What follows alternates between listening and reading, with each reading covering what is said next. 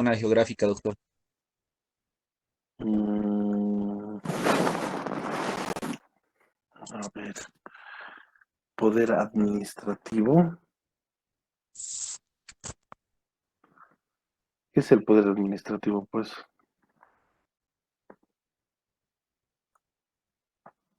Que puede, o sea, que puede administrar, ¿no? Ya sea en el ámbito político, o sea, sobre la población, el territorio, puede administrar los recursos.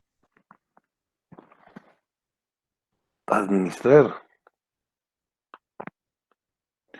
Y el administrador es el que tiene un poder importante sobre algo. Sí, doctor, en este caso el Estado es el que tiene el poder. Poder administrativo.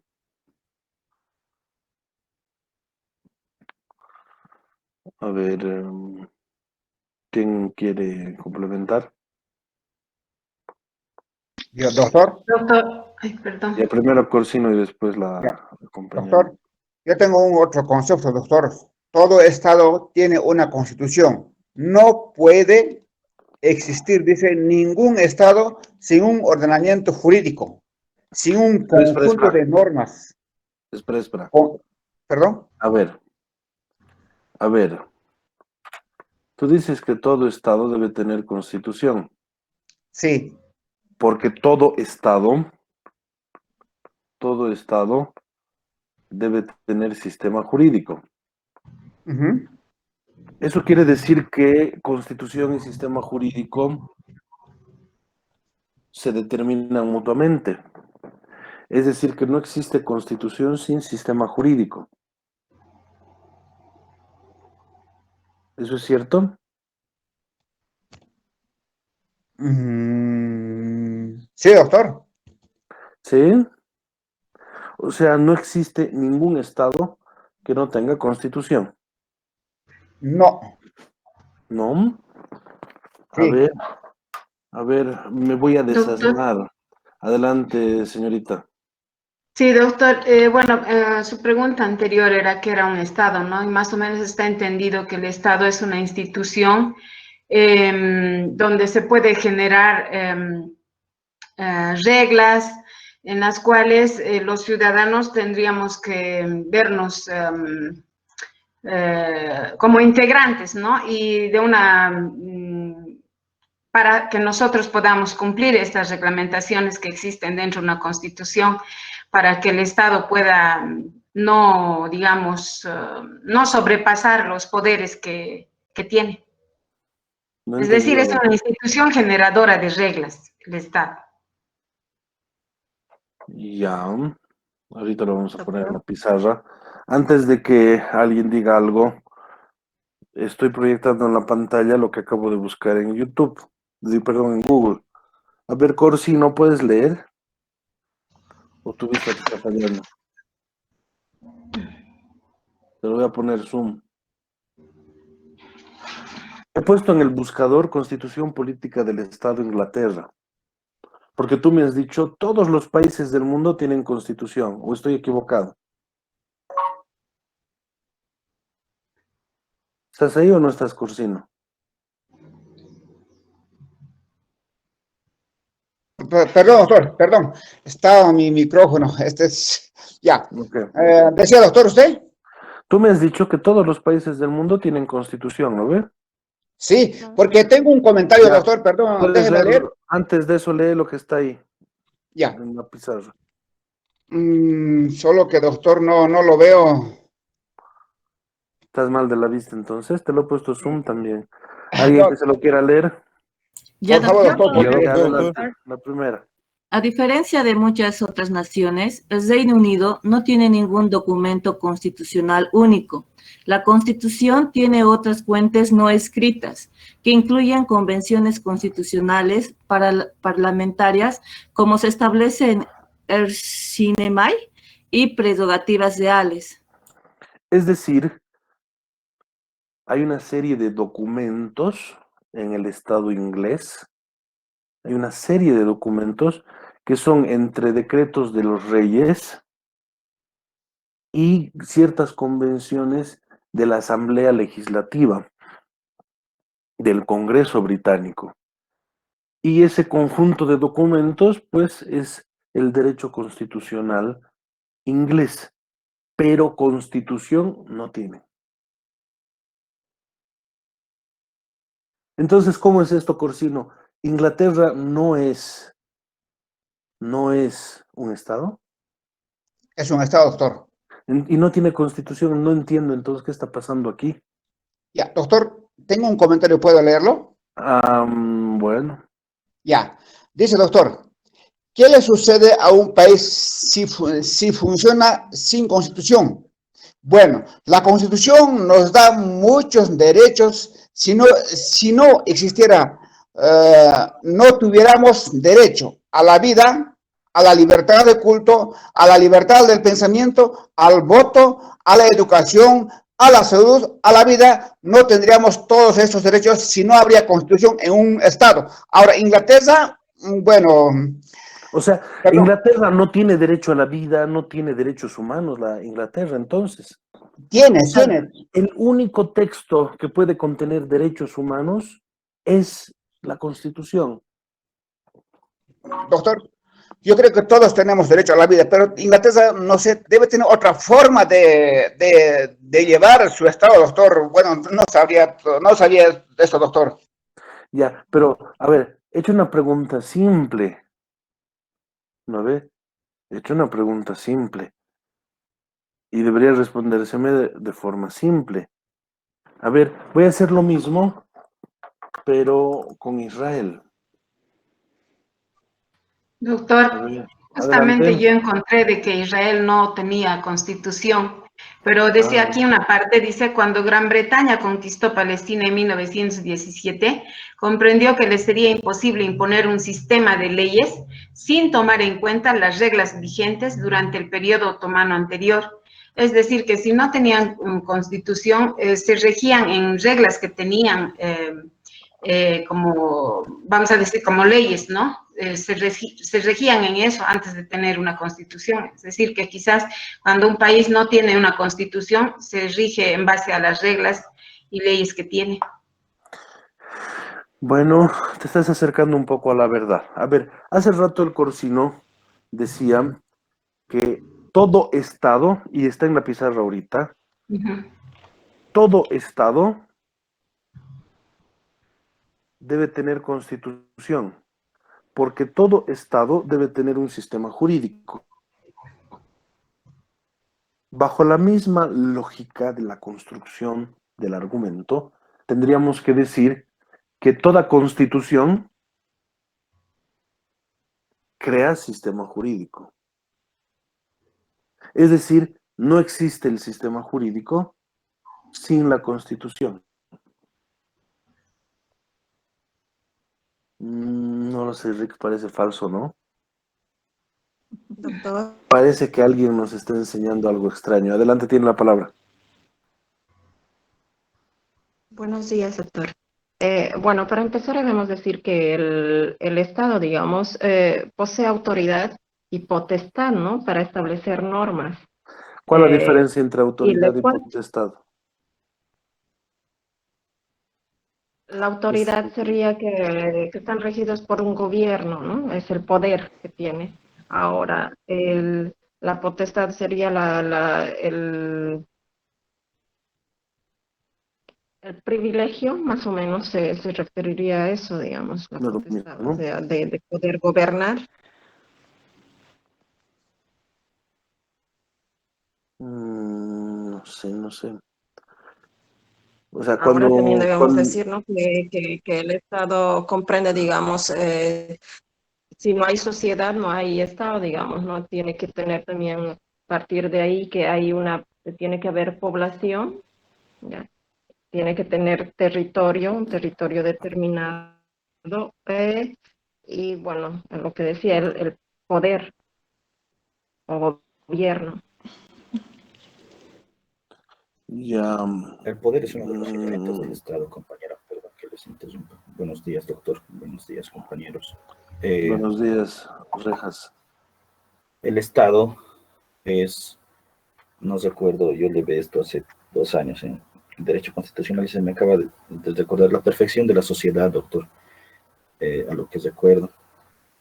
Entonces, el Estado, como decían nuestros compañeros, está compuesto por lo que es el territorio, la población y el poder.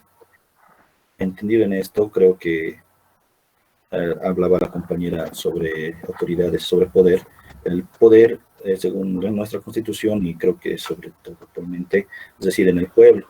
Y nosotros, como pueblo, somos los que delegamos a través del voto eh, para que a nuestros servidores públicos, para que ellos detenten el poder, ¿no? Por un periodo determinado. Entendido en ¿Qué es esto, detentar? ¿Me puedes explicar? detentar es poseer algo, pero por un periodo de tiempo. Ya, pero el término posesión no es adecuado, Sí, porque el término de posesión es una forma de adquirir la propiedad, ¿o me equivoco? es una forma de adquirir la propiedad, doctor. Solo que Entonces no ha es sido. posesión, ¿no ve? A ver, Abel, Dígame, ¿la doctor. universidad es pública? Sí, doctor. Ya, cuando entras a un aula, ¿estás entrando a un aula público? Sí, doctor. Ya, cuando te sientas en uno de los bancos de la universidad, ¿te estás sentando en un banco público? El banquito. Sí, ¿Es doctor. público o no? Es público, doctor. Es público. Ya, está bien. Eh, Cuando te sientas en el banco, ¿lo estás usando, lo estás poseyendo o lo estás detentando? Lo estoy usando. No, lo estás detentando. ¿Está bien?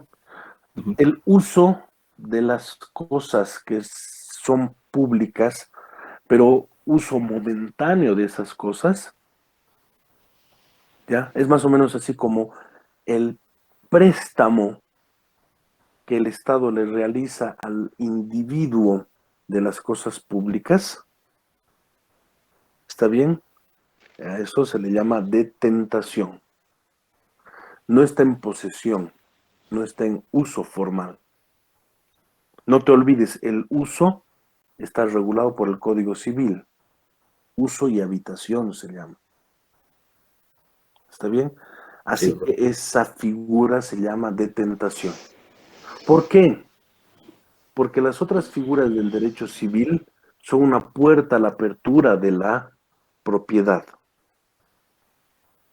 A ver, si tú te vas a una plazuela y te armas una especie de chiringuito, un campamento, y estás ahí 10 años, ¿podrías usucapir ese espacio? No, doctor. No puedes usucapir, aunque hayas estado 20 años. ¿Por qué? Porque es un espacio público. Al ser un espacio público, no has estado en posesión. ¿Has estado en qué? Detentación. Detentación. Entonces, el poder, en teoría, le pertenece al pueblo. ¿Está bien? Ujú. Y ese es el poder público.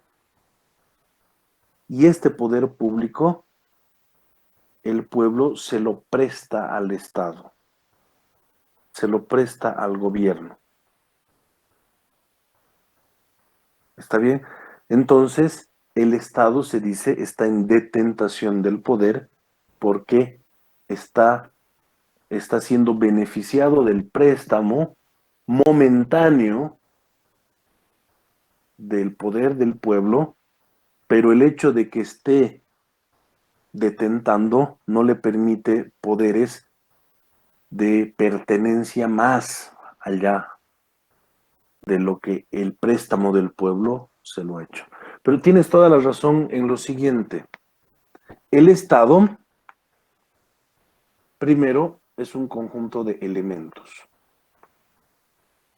Y uno de los elementos del Estado es el poder. Y una de las definiciones de Estado es que es una sociedad. Entonces, el Estado es una sociedad, pero no sé si perfecta. El concepto de perfección es subjetivo. Pero eso sí, el Estado, para ser Estado, necesita elementos. Abel eres, ¿no ve con quién estamos hablando ahorita? Sí, doctor, Abel Rejas. A ver, ¿conoces el plato llamado pique macho? Sí, doctor. Ya, ¿qué elementos tiene el pique macho? Bueno, tiene carne, chorizo, papa frita, locoto esencialmente, tomate, cebolla. Ya, a ver, hay ciertos cambitas y pasenitos Le echan arroz. que le ponen arroz y le ponen ketchup. Ya, Ujú. a ver, el pique macho sin papas fritas seguiría siendo pique macho. No, doctor, la verdad. ¿Qué sería entonces eso? No sé, sería solamente un guiso de carne con chorizo. Ya, por Bien. tanto, podríamos decir que un elemento esencial del pique macho es la papa frita. Sí. Ya, entonces, en base a esto, definime qué es un elemento esencial. Un elemento esencial es, eh, uy, un elemento esencial es parte de un todo que no puede ser desechado de ese todo, porque le Ya, quitaría su esencia. ya está bien en parte, pero, a ver, un elemento esencial es aquel elemento que constituye a la existencia de la cosa. Y si ese elemento deja de existir, la cosa deja de existir. Es decir, la cosa existe gracias al elemento esencial. ¿Está bien? Sí, ¿Se entiende? Y estamos de acuerdo con que uno de los elementos esenciales del Estado es el poder. Eso quiere decir que puede existir Estado sin poder. no, no puede existir un Estado sin poder, doctor. No puede existir. Es un elemento esencial. ¿Qué elementos esenciales tiene el Estado? El poder, la población, el territorio. Ya. Poder, población y territorio. Ok. Corsino, Sí, doctor. ¿la Constitución es un elemento fundamental del Estado? Es, doctor. Es. O sea, sin Constitución el Estado no existe. No, no podría existir. Pero te he demostrado que existen dos estados que no tienen Constitución. Sí, Te he doctor, vuelto a pero preguntar. bueno, no estoy tan entrado de eso. Deben tener otra forma, doctor, de llevar sus reglas, sus normas. Tal vez tienen otro nombre, doctor, y no sé, tal vez no sea la Constitución, pero tiene que tener un Estado, sus normas, sus reglas para la Espera, espera, sociedad, espera. doctor. Espera, espera. Cuando digo Constitución o digo ausencia de Constitución, no quiero decir que no tengan derecho.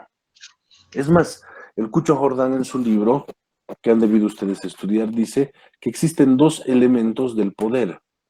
Un elemento es la soberanía y el otro elemento es el derecho. Porque cada sociedad tiene derechos o sistemas jurídicos distintos. Pero tú has dicho, constitución es al sistema jurídico y es otra construcción lógica. O sea, tú piensas que sin constitución no existe sistema jurídico. Y por tanto, cuando yo te pregunto si puede existir un Estado sin constitución, tú en tu pequeña cabecita entiendes que te estoy preguntando si puede existir el Estado sin derecho o puede existir el Estado sin sistema jurídico. Ahí sí, no. No puede existir Estado sin derecho o sin sistema jurídico. Eso sí, pero esa no es mi pregunta. Mi pregunta es si puede existir un Estado sin constitución. ¿Quién me va a responder? Buen día, doctor. Que le responda otro Adelante, doctor. primero Brigitte. A ver. Gracias, primero, doctor. En este caso, doctor, sí puede existir un Estado sin constitución. Nos estaríamos situando en este caso en un derecho nuevo, diferente, que si bien, digamos, es menos formal, también es efectivo. Y esto se puede ver justamente en lo que es el caso de Inglaterra, ya que curiosamente no tiene una constitución escrita, pero su derecho constitucional está formado, como usted mismo decía, por un conjunto de diversos textos históricos, estatutos, y resoluciones y principios. Además que está amparado también en una buena educación, lo que permite que esto se lleve adelante.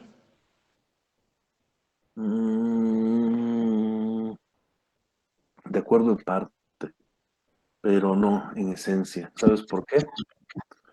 Por lo siguiente. A ver, ¿desde cuándo existe el poder? ¿Cuán antiguo es el poder? Primero, vamos a cerrar el debate en lo siguiente. Los tres elementos esenciales del Estado, ni más ni menos, son el poder, la población y el territorio. Ni más ni menos. Ahora, hay dos elementos modales del poder que son la soberanía y el derecho. Ya está. Está bien, ahí está. No he incluido a la Constitución como elemento fundamental. Ahorita vamos a debatir.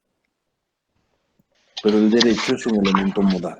A ver, estos elementos se han tenido que constituir por separado en determinado momento histórico y hay un momento en el que los tres elementos se juntan y al juntarse los tres elementos nace el Estado. Ahora bien, pensemos en el poder. El poder, ¿cuándo surge? Desde que existe mando y obediencia, doctor. ¿Y desde cuándo existe mando y obediencia? Desde que existen dos personas, doctor. Ahí. Yo pienso que sí. Pensando un poquito en Foucault y su microfísica del poder, basta que existan dos personas para que exista relación de mando y obediencia.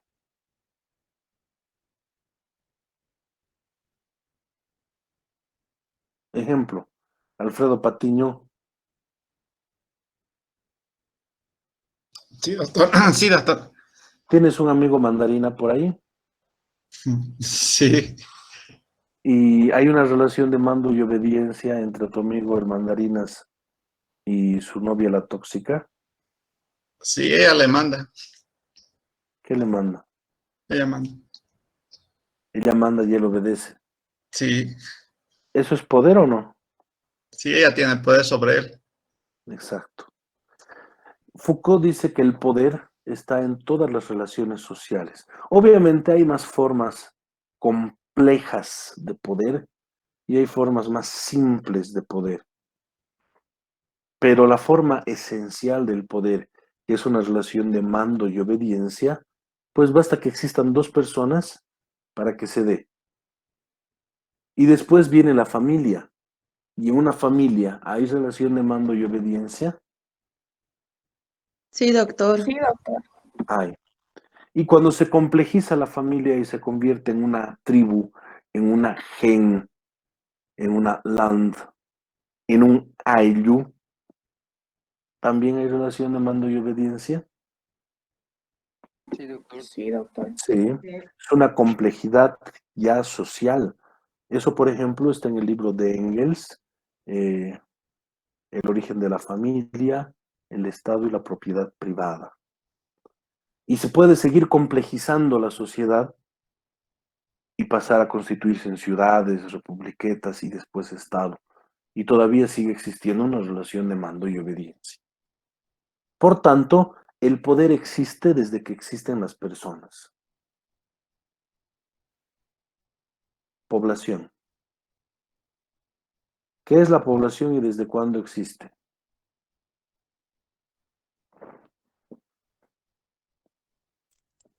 Doctor, la población es un conjunto de personas o elemento humano que se asienta sobre un espacio físico geográficamente determinado, donde ambos sujetos, Se someten al donde poder del ambos están Estado. sujetos a una fuerza obligatoria y irresistible. Quiere decir que Ya. desde que han aparecido los primeros seres humanos ya han asentado su población. No. La definición que tú estás dando es la definición de Carré de Malberg. Carré de Malberg definía los elementos del Estado a partir de los otros elementos. Me explico. ¿Qué es el territorio? El espacio geográfico donde está la población, ¿no ve? Sometido al poder del Estado. Entonces, al territorio lo estás explicando en base a la población y al Ay, poder, ¿no? ¿Qué es el poder, según Carré de Malberg? La relación de mando y obediencia que se da hacia la población y hacia el territorio. Entonces, estás explicando al poder a través de la población y al territorio. Y obviamente, ¿cómo vas a explicar a la población? La población es el conjunto de personas asentadas en el territorio y sometidas al poder del Estado. Esa definición, si bien es interesante para alguien que recién está aprendiendo teoría del Estado, no nos sirve para entender la esencia de los elementos. Porque es como decirte, ¿qué es manejar bicicleta? Y te respondo, manejar bicicleta es cuando uno se sube a la bicicleta y maneja la bicicleta. No estás explicando nada. Y la idea de explicar algo es que se entienda su esencia. ¿Está bien?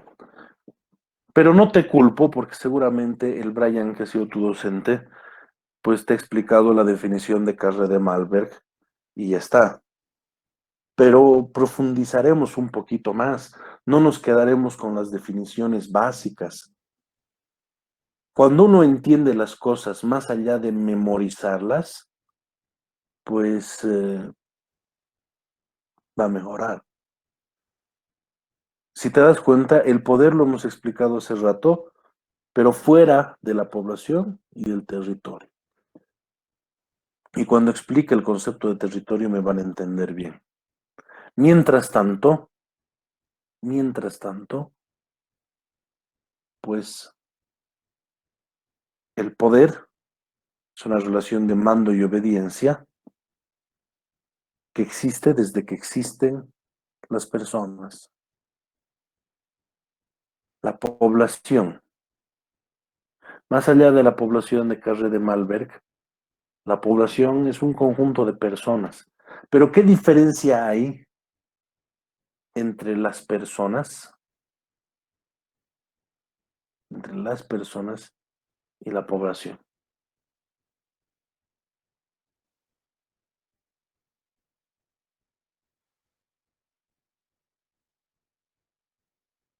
Debe haber alguna diferencia. ¿Quién de ustedes sabe un poquito de inglés?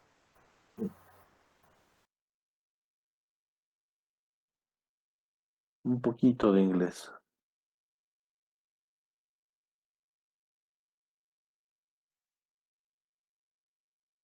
Ya.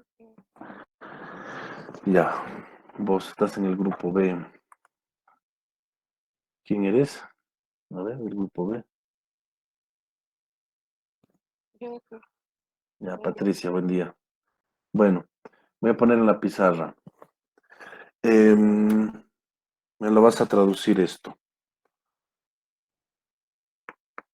El pueblo. ¿Cómo se traduce al inglés?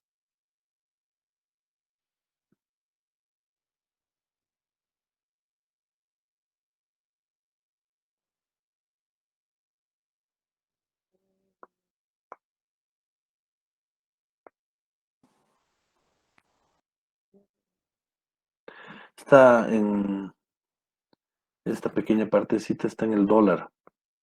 We the people, dice.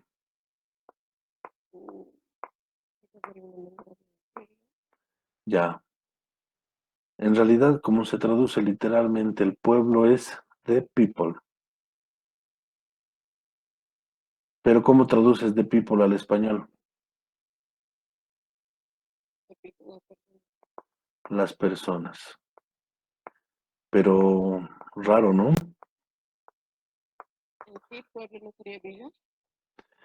The village debería entenderse como el poblado o la villa. Es decir, cuando llegas a un espacio donde hay casitas, ese poblado es the village. Y hay un grupo gringo que se llama The Village People, que seguramente algunos de tus compañeros que son un poquito de preferencia sexual alternativa disfrutan bastante. Bueno, pero el pueblo, es que para nosotros en el español el concepto de pueblo es distinto. El pueblo es distinto a la ciudad o al poblado. El pueblo es la gran personificación de las personas frente al Estado, inclusive. El pueblo boliviano, el pueblo cochabambino. Pero, a ver, simplemente traduciendo al inglés, nos vamos a dar cuenta de que el concepto de pueblo para los gringos no existe. No existe el pueblo, existen las personas. Bueno, analicemos. ¿Qué diferencia hay entre, voy a ver de crear una pizarra más? ¿Qué diferencia hay formalmente entre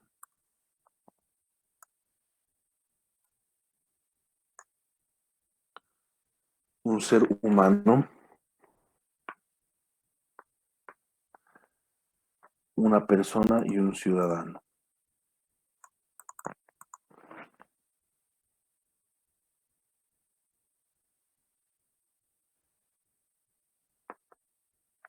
¿Alguien me puede explicar?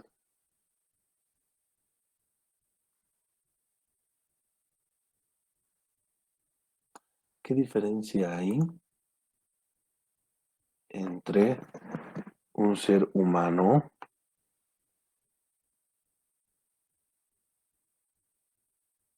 una persona y un ciudadano?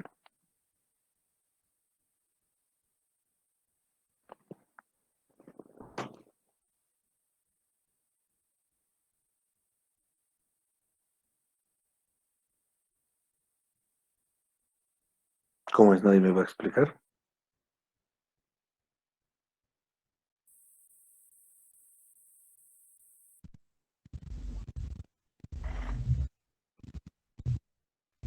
Doctor, Yo podría intentar, doctor. Ya, primero la cheque y después el corsino. Adelante. Un ser humano se refiere a una definición biológica referida a la especie. Una persona se define según el derecho. El derecho no define persona a partir de cierto momento, varía según la legislación. una persona es cualquier persona, ¿no? Se refiere a qué tipo de derechos según en qué lugar se encuentra esa persona. Se acerca un poco, pero no lo suficiente. A ver, Corsino. Doctor, el ciudadano es reconocido por el Estado. Eso diría, doctor. Es el Nada ciudadano. más. Sí, eso nomás.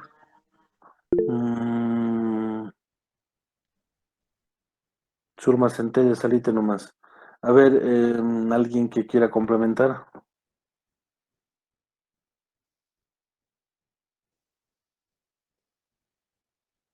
A ver, José Luis Barco. Sí, doctor. ¿Me puedes profundizar la diferencia entre ser humano, persona y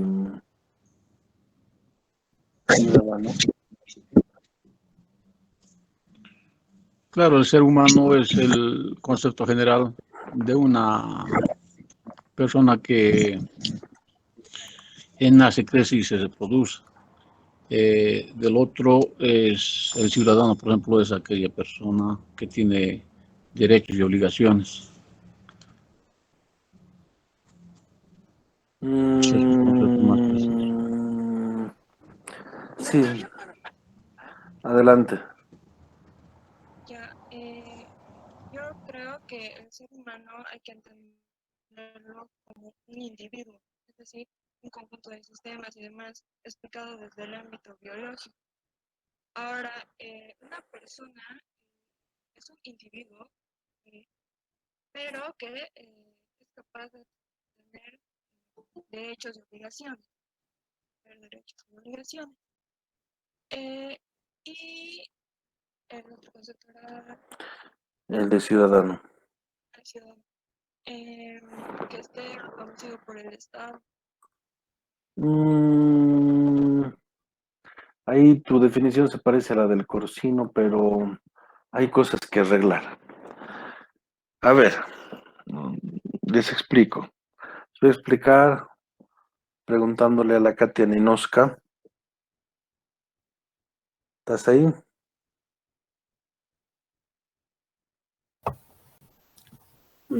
Hola, ¿me escucha? Sí. ¿Tú alguna vez has visto a un bilstermanista ahí por la calle? O sea, el Estado. ¿Qué? No. A uno de esos chiquitos así con su polerita del Bilsterman en la calle. ¿Alguna vez has visto?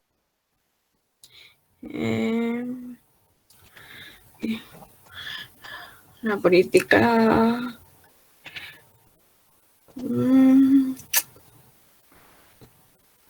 Ok, vamos a continuar. Alfredo Patiño.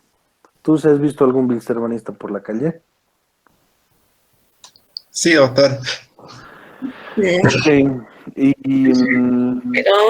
¿El bilstermanista es un ser humano? Sí, doctor. Es persona. No te he preguntado si es persona. Ah, sí, Es ser humano. sí, es doctor. Pero parecen monitos así como disfrazados con su polerita y... No, solo es ser humano. Por más que esté Pero, con su polera. ¿por qué es un ser humano? Ya. ¿Qué hace a un ser humano un ser humano? Su esencia. No. ¿Cuál es la esencia del ser humano? A ver, Mónica, ¿cuál es la esencia del ser humano? La esencia del ser humano, doctor, es que que es un ser vivo, racional, biológicamente hablando, se tiene características a diferencia de un ser vivo que es un animal o unas plantitas. Nosotros sí tenemos raciocinio, Irracionales. sí, Pero, pensamos, analizamos, y como esencia específico de un ser humano es eso, que nuestra biología es muy diferente. yo a veces analizo a mi gata y le encuentro mucha racionalidad en sus actos. Es bastante racional y conozco a mucha gente tóxica, muchos Bryans, que son completamente irracionales. Como por ejemplo los Gurkhas cuando están perdiendo en un partido de fútbol.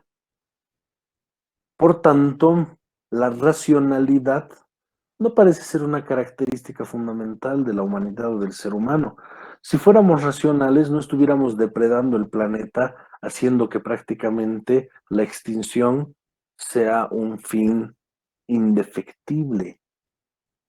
No parece racional. Pero al mismo tiempo, imagínate una persona con síndrome de Down que no tenga una capacidad intelectual grande. Ese niñito con síndrome de Down, ¿acaso no es un ser humano? Es un ser humano, doctor. Ya, entonces la racionalidad no es la esencia fundamental. Doctor, buenos días. Adelante. Buenos días. ¿Podría ser que tienen personalidad? La personalidad la voy a definir más adelante con el concepto de persona. Doctor, Adelante.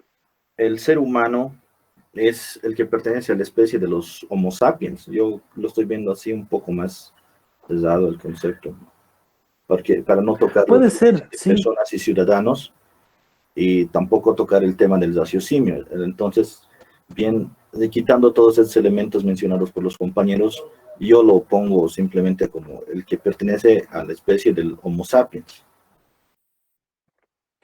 Sí, Darwin dice que no es que venimos de los monos, sino que somos una especie paralela a la de los monos. Somos primos, pero nuestras características biológicas nos ha permitido desarrollar mejor nuestro cerebro. Bueno, en algunos casos, ¿no? En otros casos no. Pero es verdad, somos una especie específica y la esencia de la humanidad puede venir desde esta forma biológica, pero a pesar de eso sigue siendo ambiguo porque el concepto de humanidad, por nuestra propia complejidad, es difícil de definir. Pero lo cierto es que una definición de ser humano no pasa por lo jurídico, pasa por otro tipo de elementos. Pero el ser humano es eso. Puede ser alguien no muy inteligente. Si Donald Trump ha ganado elecciones, por ejemplo, ¿dónde están los inteligentes ahí? Una persona sin pies, sin manos, una persona deforme, sigue siendo ser humano. Una persona con síndrome de Down fuerte sigue siendo ser humano. Entonces, quizás la especie sea la esencia de esto. Pero, en el fondo, sale de lo jurídico. El siguiente concepto es el de persona. El concepto de persona es estrictamente jurídico. ¿Cómo definimos a la persona? La persona es un ser humano que ha sido reconocido o vinculado al Estado. Eso es persona. Y ahí viene el concepto de personalidad. Y la personalidad es que un ser humano, habiendo sido reconocido por el Estado, pues tiene ciertos derechos y obligaciones en tal condición.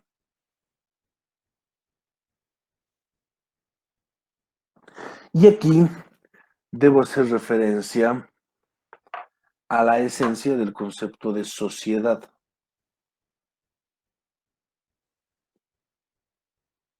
Y la palabra sociedad, en esencia, viene de la palabra socios.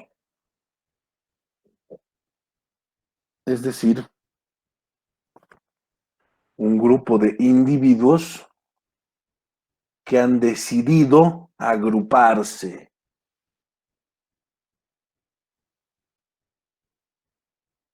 Esos individuos, en esencia, son los que desarrollan el pacto social.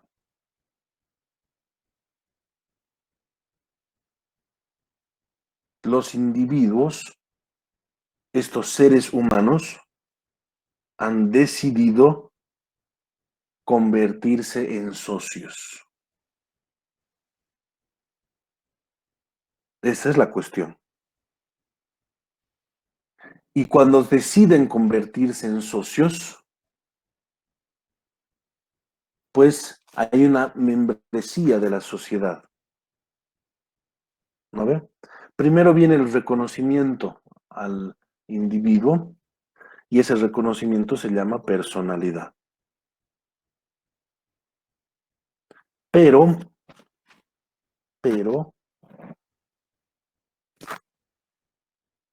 la membresía completa no es con la personalidad.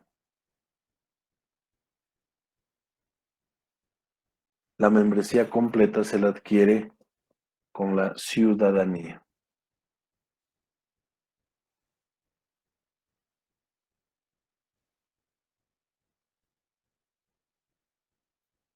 La ciudadanía parte de la personalidad, pero con el cumplimiento de ciertos requisitos le permite al individuo a participar activamente como sujeto activo y pasivo en la vida política y en la vida civil de la sociedad.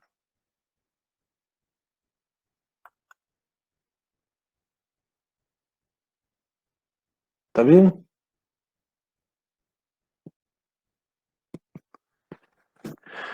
A ver, Alfredo Patiño. Sí, doctor.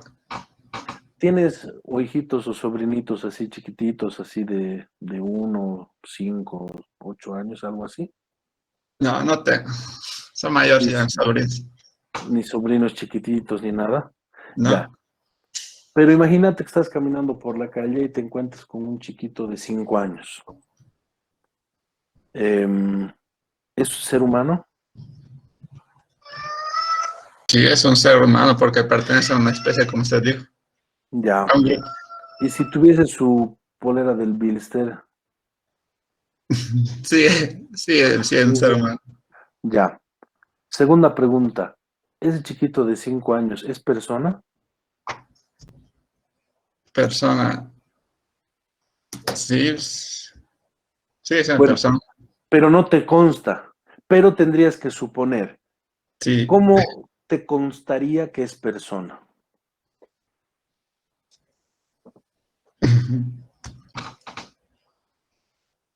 Ya, y aquí viene la esencia. Les dije, la persona es aquel ser humano reconocido por el Estado. Por el Estado.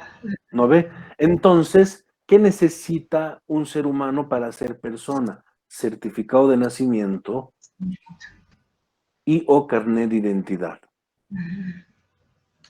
¿Está bien? El chiquito tal vez es ciudadano peruano, ¿no ve? Bueno, tal vez tiene la nacionalidad, su certificado de nacimiento probablemente es peruano, ya. Pero, ¿qué lo hace persona? Un documento. Por eso es una definición jurídica. Ahora, hay personas colectivas. Las personas colectivas también necesitan de un documento para funcionar. Pero en el caso de las personas colectivas, el documento les permite existir, mientras que los seres humanos existimos bajo nuestra condición de humanidad y aparte adquirimos nuestra condición de personalidad. ¿No ve? Entonces, ¿por qué eres vos, Patiño, persona? Porque he sido reconocido por el Estado, ¿no? Exactamente. Entonces ahí viene la personalidad. Está vinculada, por tanto, un poco a la nacionalidad, ¿no ve? Sí. Ya. Y a partir de, a ver, este niñito que está ahí en la calle, es posible que sea persona, Sí. pero es ciudadano. Ciudadano es cuando adquieres, ¿no? Por tu mayoría de edad, el Estado te reconoce. No, pues, o sea, el Estado te reconoce la personalidad, ¿no Sí, ve? pero el cumplimiento de ciertos requisitos te permite te da la salir personalidad. de no solo la personalidad, sino la ciudadanía. ¿Está bien? A ver, el niñito es persona. Sí. El niñito es persona, pero no es un sujeto activo de la sociedad. Simplemente es reconocido por el Estado y eso le permite tener ciertos derechos y obligaciones. Ciertos, digo, no todos. ¿Está bien? Pero ¿cuándo se va a volver un ciudadano activo? A su mayoría de edad. Ya, ese es el requisito para la ciudadanía. ¿Está bien? Sí. Ya. Ahora, la población. La población está compuesta por A, seres humanos, B, personas o C, ciudadanos. Seres humanos. No. ¿Por ¿Por qué? qué? Porque el Estado es una sociedad, ¿no ve? ¿Y cuál era la esencia de la sociedad? Personas. Primero, grupo de personas, Grupo de personas. ¿no ve? Pero que deciden convertirse en ¿qué? Socios. Ciudadanos. En socios. Socios, sí. Socios. Esa es la esencia. Obviamente, en el momento primigenio del pacto social, las personas se agrupan y deciden ser socios. Ahora nosotros nacemos ya en una sociedad existente, ¿verdad? Pero podríamos decidir desligarnos, dejar de ser socios bolivianos y pasar a ser socios de otro país. ¿Es posible? Claro que sí. ¿Está bien? Por tanto, la sociedad es un conjunto de personas. Ahora bien, ¿desde cuándo existe la población? Por tanto, ojo, estoy deslindando entonces el concepto de ciudadano. El concepto de ciudadano es el de la persona, pero con las características completas, ¿no ve? La que puede ejercer plenamente las funciones políticas y civiles de la sociedad.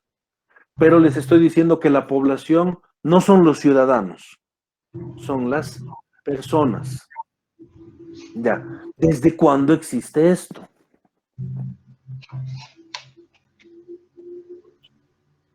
Doctor, yo Adelante, Que el Rick. estoy hombre seguro, nace y- bueno, Primero yo con Abel, seguridad, después Sirlen.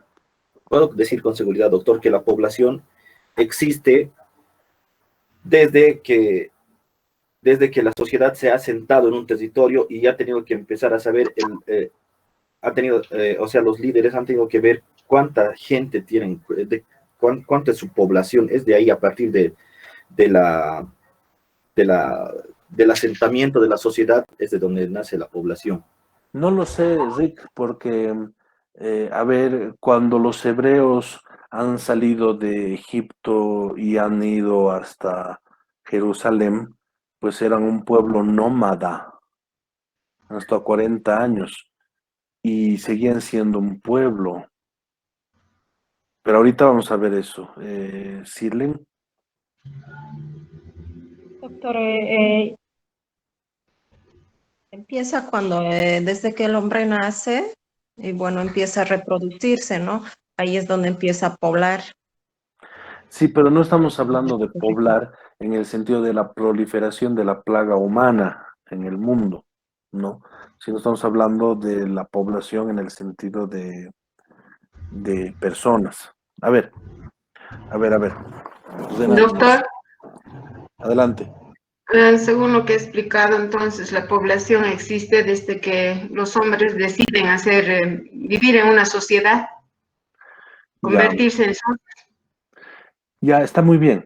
Desde el momento en el que las personas deciden convertirse en socios, ya aparece la sociedad y por tanto aparecen las personas. Eso es correcto. Ya, ¿en qué momento ocurre esto? En el momento en el que comienzan a existir organizaciones políticas. ¿Podríamos entender a la familia como una forma de organización política primigenia? Sí, es posible. ¿Ya? Sí es posible. Pero superando la familia, hay organizaciones políticas primigenias un poquito más grandes que la familia. Por ejemplo, el gen, la tribu, la land o el ayllu en la parte andina. En ese momento surge la población. Porque ese es el momento en el cual los seres humanos deciden convertirse en socios. Sin descartar a la familia, ojo. ¿Por qué? Porque cuando un Brian y una Kimberly se conocen y deciden tener pequeños Michaelcitos, pues se vuelven socios también. Por eso no podemos descartar a la familia como una forma primigenia de organización política. Pero esto se va complejizando poco a poco. Por tanto, la población y el poder existen desde hace un montón de tiempo. Pero primero ha existido el poder. Y después, cuando las relaciones de poder se han ido complejizando y aparecen las organizaciones políticas o las organizaciones de poder, pues aparece la población. Primera conclusión.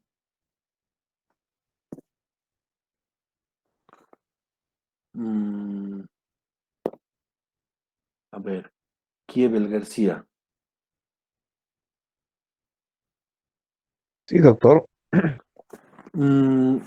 Bajo lo que acabamos de estudiar, solo bajo lo que acabamos de estudiar. Es decir, ahorita solo hemos visto de los 3 elementos del Estado, hemos visto 2. Población y poder. En base a estos 2 conceptos, si el Estado solo estuviera compuesto por estos 2 conceptos, ¿un ayllu sería un Estado? ¿Un ayllu sería un estado, me dice, doctor? Sí, sería solo en base a estos 2 elementos. Ojo, ahorita son 3 en realidad, pero no hemos estudiado el territorio.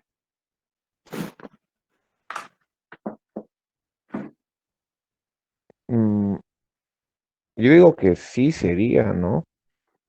Tienen una forma de poder los ayllus sobre la población. Ya, los ayllus tienen población y tienen poder. Sí. Ya. Ítaca, la ciudad de donde pertenecía Odiseo, Ulises, que en teoría era una de las ciudades de la Confederación Griega en el pasado, ¿era Estado entonces? Sí. Atenas. Podríamos decir que sí. Ya. Atenas, Esparta. Sí, tenían esas, como decir, esas 2 características, ¿no? Ya. ¿Qué piensan los demás?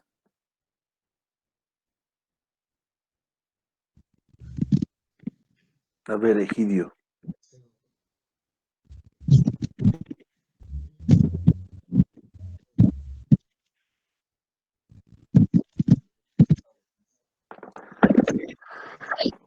Ahí se está levantando, creo. A ver, Valeria Mier.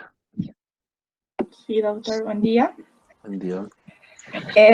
Según mi perspectiva, yo creo que no, doctor, porque no hay, no podemos decir que el territorio no es un elemento esencial para la existencia del Estado. Sí, es un elemento esencial. Concuerdo perfectamente con lo que dices. Lo que pasa es que yo estoy retrotrayendo el entendimiento a 1640. En 1640 se pensaba que para ser Estado necesitabas dos elementos esenciales, población y poder. Y bajo esa lógica, si nos imaginamos que solo esos dos elementos son los fundamentales para el Estado, pues entonces estas organizaciones antiguas tendrían que ser Estado. Pero el tercer elemento es el de territorio. Entonces, ¿qué es el territorio, Valeria Mier? ¿Y desde cuándo existe? El territorio, doctor, es un estado es un espacio geográfico y no sabría decir desde cuándo existe, la verdad. Bueno, desde que hemos nacido, desde la creación del mundo, supongo. No lo sé, Rick, parece falso. A ver.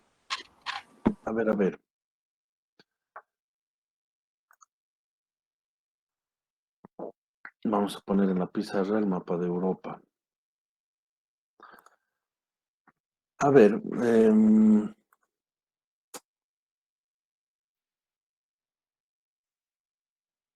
el territorio es un espacio geográfico, o sea, todo espacio geográfico es un territorio. Eso me tratas de decir, Valeria Mier. Perdón, doctor, se me corta un poco el internet. Me has dicho que el territorio es un espacio geográfico. Sí. Entonces, ¿todo espacio geográfico es un territorio? Sí. Sí. Bueno, en realidad el territorio puede ser también un lugar delimitado, no un área delimitada. Que es propiedad de una persona o de un grupo o una organización, en este caso, que podría ser como el uso de los salarios y demás. No lo sé, Rick. A ver, Valeria. ¿La Luna sería un espacio geográfico? Sí, supongo. Ya. Sí es un espacio geográfico la Luna. ¿Pero es territorio? No. Ya, entonces, no todo espacio geográfico es un territorio. Por tanto, el concepto de espacio geográfico es limitado. No nos permite entender plenamente el concepto de territorio. A ver, pero la cosa es desde cuándo surge. Vamos a ver cierto tipo de cosas. A ver. Estoy proyectando, se supone que están viendo, estoy proyectando el mapa de Europa. ¿Ya? A ver, originalmente el Imperio Romano tenía como frontera a esto, prácticamente todo esto,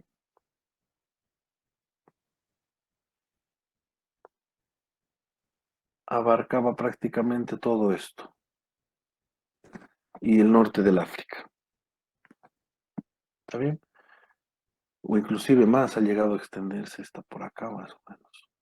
Ya, todo esto era el Imperio Romano. A ver, Valeria Mier, todo esto era territorio de Roma, porque Roma está situada aquí.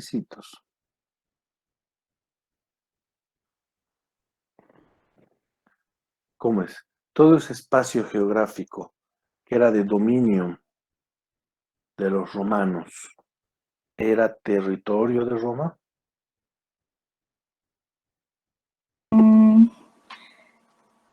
No, doctor, creo que no, porque, o sea, solo No, sí. ahí déjalo, para no quedar mal. Bueno, sí, en realidad, ya. ¿Dónde nació Jesús? A ver, dígame. ¿Qué querían preguntar? Doctor, pienso que sí, todo eso era territorio romano, porque es todo eso, todo ese territorio es donde se ejercía el poder romano, doctor. No lo sé, Rick. Parece falso.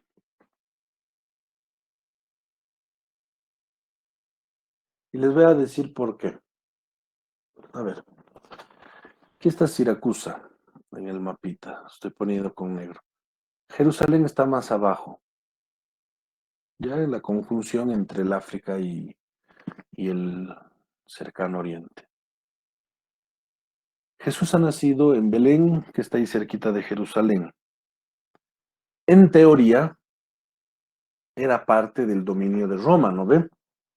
Porque el rey Herodes era romano. ¿Verdad o no?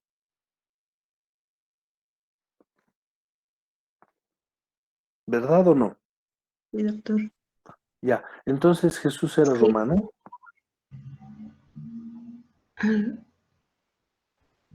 No. Y segunda pregunta, ¿el derecho romano vinculaba a Jesús? Es decir, ¿Jesús podría utilizar el derecho romano?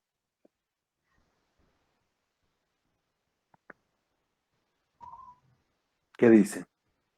Porque para que fuera todo eso Estado, si Jesús ha nacido dentro del territorio de Roma, entonces mínimamente tendría que ser persona romana, ¿no ve? Tendría que tener mínimamente status libertatis. Mínimamente, ¿no ve?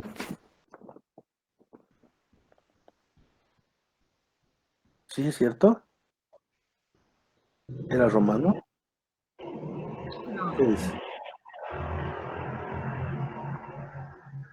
Pues no, Jesús no era romano.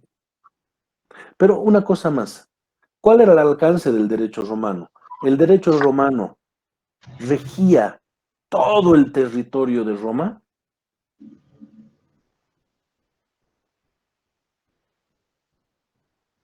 Porque después aquí ha venido la otra capital del Imperio Romano, que era la capital del Imperio Romano de Oriente, Estambul.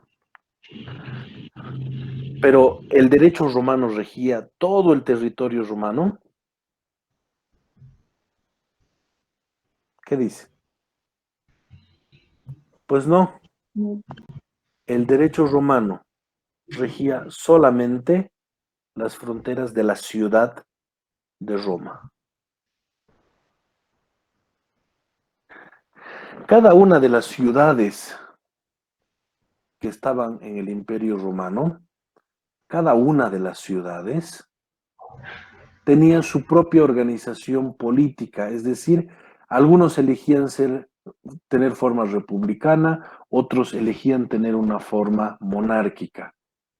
Cada ciudad elegía la forma de nombrar a sus representantes y tenían su propio derecho distinto al derecho romano.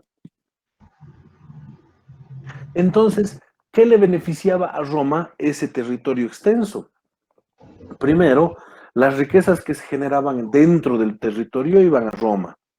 Una parte, obviamente otra parte se quedaba. A veces los romanos imponían un rey, como el rey Herodes. A veces imponían un rey. Pero en realidad el Imperio Romano servía para que la flota comercial de Roma pueda circular libremente hacia Roma. Por eso todos los caminos llevan a Roma, porque literalmente todos los caminos de Europa se han construido hacia Roma. ¿Y para qué? Porque Roma era un mercado gigante. Entonces la gente quería comprar. Y para que la gente pueda comprar, pues necesita comerciantes que se arriesguen a salir al exterior, digamos a la China, comprar seda, porque a los romanos no les gustaba la seda, les encantaba. Y llevar sus productos hacia Roma y venderlos. Pero para eso, como el mundo era muy inseguro, pues Roma se ha expandido, ha tomado esos territorios. ¿Y de qué le servía ese territorio? Pues de paso. Y cuando había guerras, pues ese territorio, ese lugar, te tenía que servir para que el ejército de Roma pueda circular libremente. O sea, a ver, en otras palabras, en todo este espacio geográfico, Roma, el derecho de Roma no se imponía. Cada ciudad del Imperio Romano tenía su propio derecho y su propia organización política. Es decir, tenía su propio poder y su propia población, porque la población de Roma no se mezclaba con la población del resto del mundo. Entonces, Doctor, sí, adelante. tengo una pregunta. Bueno, no sé. El hecho de que Roma tenga el poder por determinadas ciudades en Europa, entonces, a lo que estoy pudiendo comprender, tal vez esté equivocada, no quita entonces el derecho ciudadano de las personas, ¿no? Es que el O poder sea, que no quita ejercía la Roma, ciudadanía. el poder que ejercía Roma era un poder militar y comercial, no era un poder Ay, propiamente político, con algunas excepciones. Pero ¿eso qué quiere decir? Que todo este imperio romano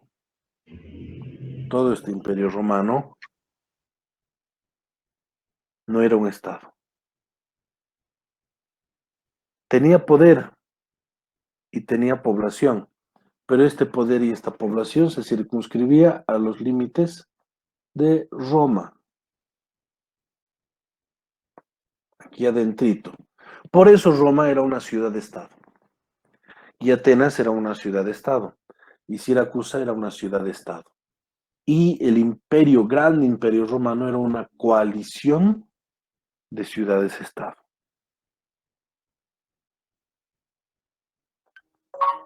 ¿Está bien?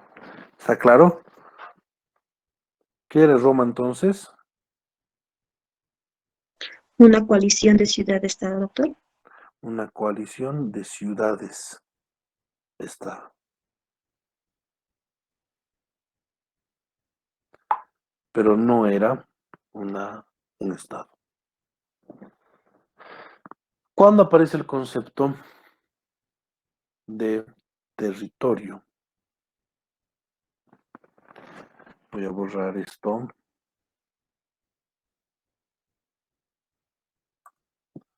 El concepto de territorio, a diferencia de los otros conceptos, sí tiene una fecha concreta y específica de creación. Y esta fecha es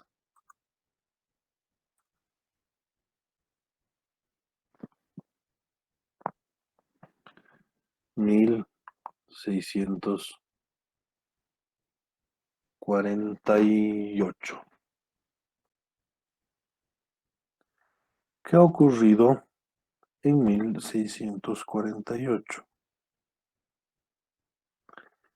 Fundamentalmente lo que ocurre es que se da un tratado internacional, bueno, en realidad se dan dos tratados que en suma se denominan la Paz de Westfalia.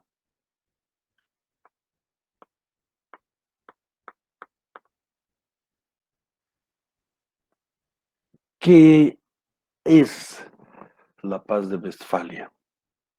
A ver, hasta la Paz de Westfalia, no se olviden, todas son ciudades-estado. ¿Está bien?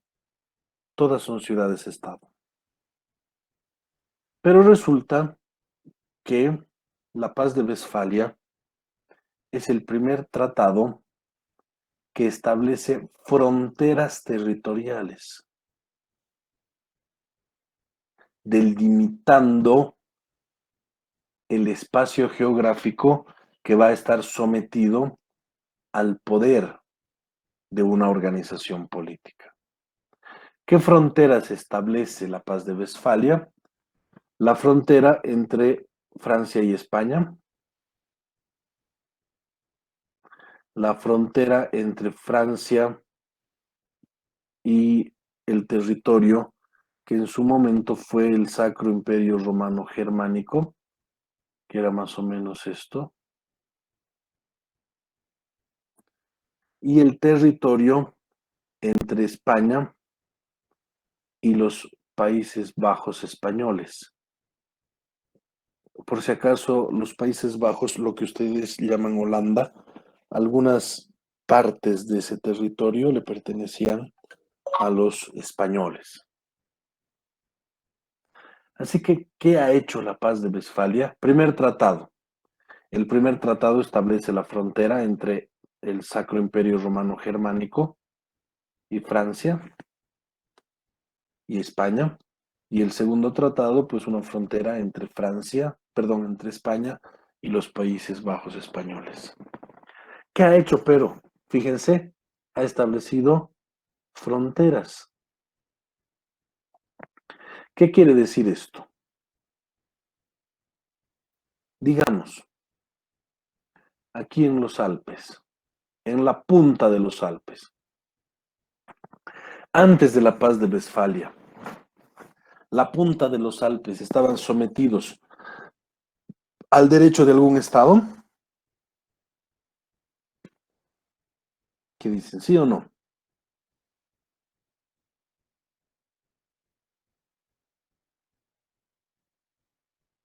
¿Cómo es?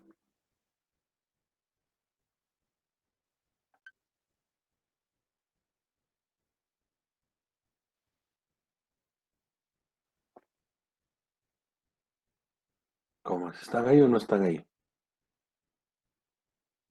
Mario Cáceres.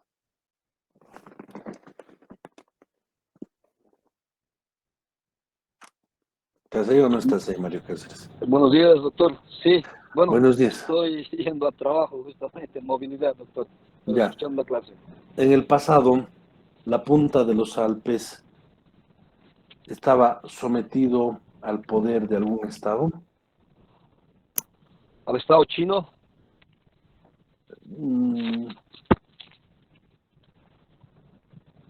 Conduce nomás, tranquilo. A ver, Gracias, doctor. Ruth Mamani. Ruth Mamani. Buenos días, doctor. Buenos días. Los Alpes, por si acaso, no están en la China. El Mario Cáceres se está confundiendo con el Tíbet. Los Alpes son un conjunto de una serranía que constituye una frontera natural entre Francia e Italia y Suiza. Entonces, en la punta del cerro, regía antes de 1648 el poder de algún estado, el lugar más alejado de todos. ¿Qué dices? ¿Regía el poder de algún estado? Doctor, ¿puedo responder? Adelante, Mónica. Doctor, hace rato se mencionó que antes de 1648 eran considerados coaliciones de ciudades de Estado, entonces Sí, no ejercía poder de Estado. no había ejercicio de poder.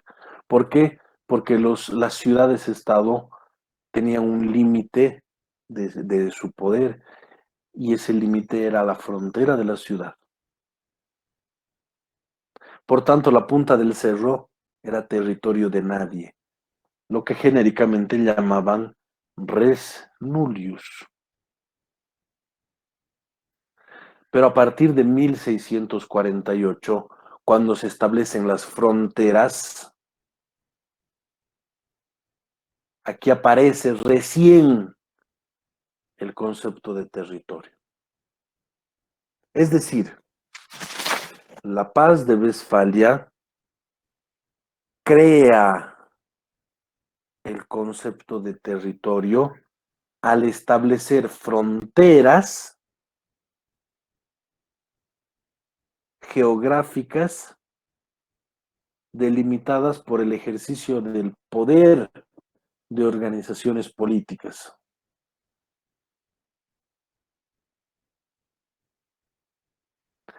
Y se va a entender a partir de este momento que todo lo que esté dentro de las fronteras o todo lo que esté dentro de ese espacio geográfico va a estar sometido al poder del Estado.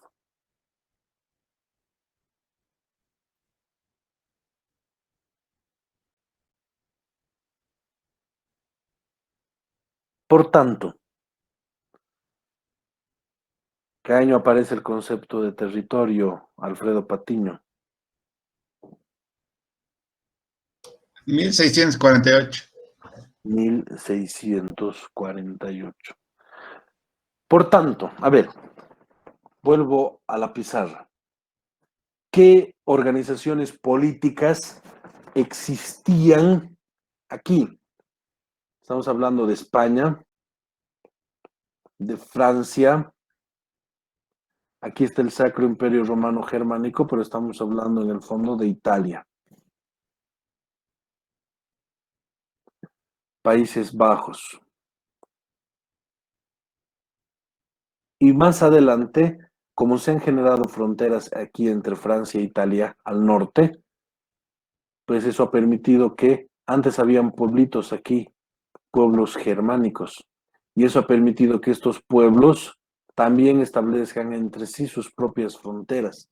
Y aquí aparece, por ejemplo, aparecen estados germánicos como Prusia o Austria, inclusive. Por tanto, Alfredo Patiño.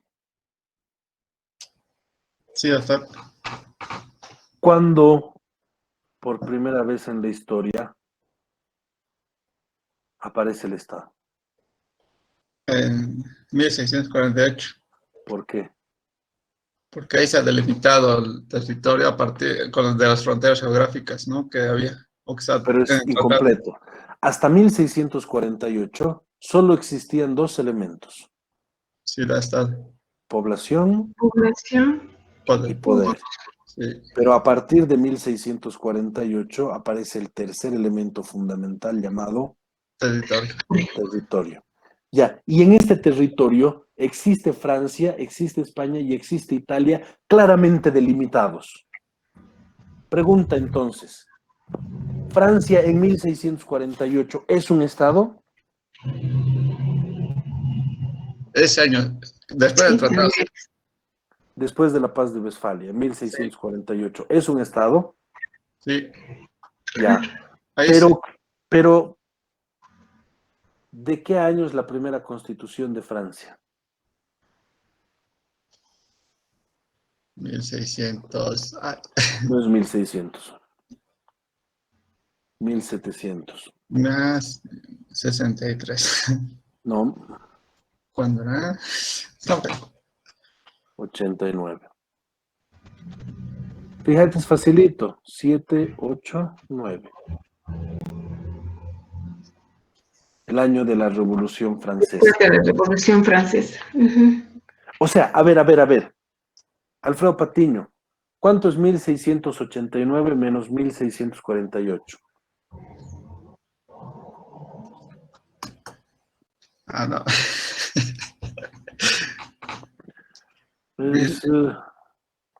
Para eso necesitamos calculadora. ¿Quién puede calcular? 1771, doctor. ¿Cuánto? 41. 141. O sea, les estoy diciendo que Francia, como Estado, ha existido 131 años antes después de su primera constitución. O sea, Francia existe como Estado. ¿Desde cuándo? ¿Desde cuándo existe Francia como Estado? Desde 1648. 1648. Y el año de la primera Constitución francesa es 1789. O sea, no entiendo. Esto sí. ¿No ve? Entonces hay algo raro de por medio, ¿no ve? ¿Qué es lo que ocurre? Pues Francia era Estado, ¿por qué? ¿Por qué Estado? ¿Por qué Francia es un Estado en 1648? porque tenía los tres elementos esenciales para que exista el Estado, que es territorio, población y poder. Exactamente. Ahora, ¿qué forma de poder tenía Francia en 1648? Pues su forma de poder, su sistema de gobierno era la monarquía absoluta.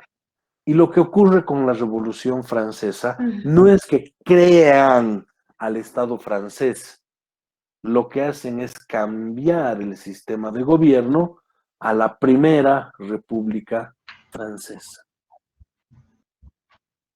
Pero el Estado francés ya existía desde 1648. Bueno, Bolivia es creada a través de la primera Constitución de 1826. Pero ese es un caso distinto. ¿Por qué? Porque éramos nosotros parte del Estado español. Éramos colonia española. Y nos independizamos por territorios aparte, y estas republiquetas independizadas por separado deciden aliarse y constituirse del Alto Perú en Bolivia. Así de simple. Entonces, hay estados que son creados por su constitución. Sí, es verdad. Estados Unidos ha sido creada por su constitución de 1787, igualito que Bolivia. Eso es verdad. ¿Está bien? Eso es verdad. Pero, para ser Estado no necesitas constitución.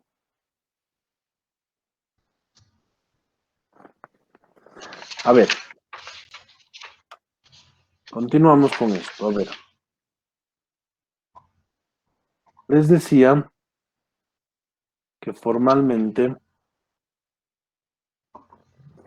para ser Estado, ya les he explicado el concepto de sociedad.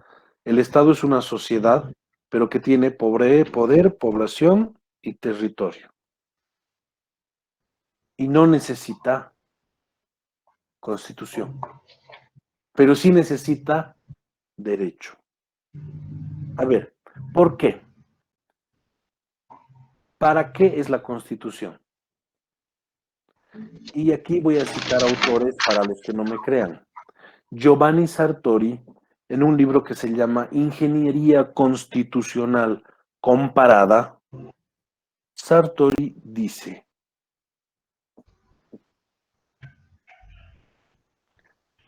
el objeto de existencia de la Constitución es crear y regular al Estado. Ese es el objeto de una Constitución. ¿Está bien? Ahora bien, nosotros estamos viendo que existen estados sin Constitución. Por tanto, a ver,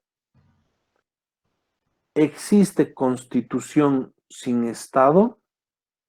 A ver, al revés. Primero, ¿existe Estado sin Constitución?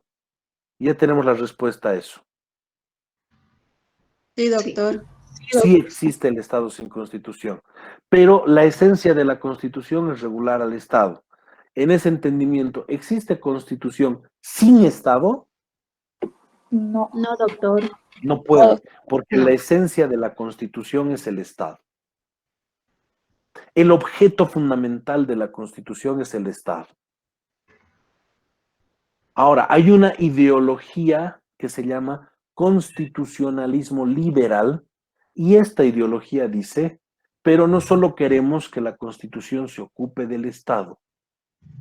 El constitucionalismo liberal dice: queremos que la Constitución también se ocupe de los derechos humanos. ¿Por qué? Porque el Estado viola derechos humanos normalmente. Entonces, si incorporamos los derechos humanos en la Constitución, pues el Estado debería empañarse de los derechos humanos, y los derechos humanos deberían ser los límites del Estado frente a la población. Pero, ¿puede existir Constitución sin derechos humanos? No, doctor. Sí puede existir. La Constitución norteamericana de 1787, sin sus enmiendas, no comprendía derechos humanos. Pero, ojo, yo les dije, la ideología es la que nos dice que debemos incorporar, aparte, debemos incorporar derechos humanos. Entonces, puede existir constitución sin derechos humanos, pero no queremos que eso ocurra. ¿Entienden la diferencia?